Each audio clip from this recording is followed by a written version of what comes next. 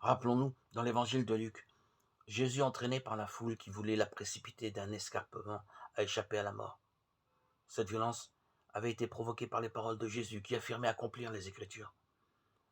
Aujourd'hui, alors que la mission de Jésus en Galilée a commencé, c'est encore une foule qui le serre de près pour écouter la parole de Dieu.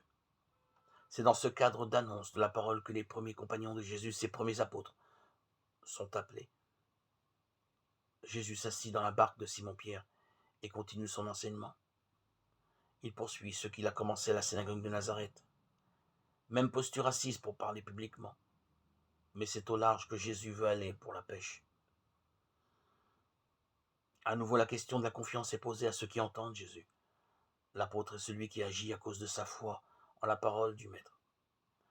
Et cette foi est communicative puisque d'autres s'y laissent prendre, pêcheurs et poissons. Tel un véritable détonateur, la parole de Jésus fait passer de l'écoute à l'action. L'apôtre non seulement parle, mais fait ce que Jésus a dit de faire.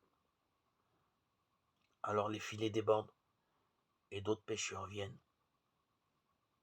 La pêche arrive à sa signification ultime.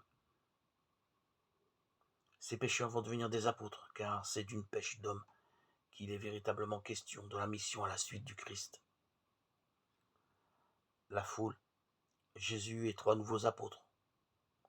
On ne peut être que frappé par la disproportion et la fragilité du dispositif. Il apparaît clairement que l'évangélisation n'est pas proportionnelle aux moyens d'évangélisation. La sobriété, même s'il faut l'imaginer pour notre époque et notre culture, n'est-elle pas le signe le plus efficace pour annoncer l'évangile?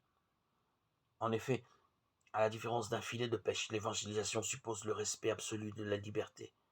La parole de Dieu n'est pas un piège.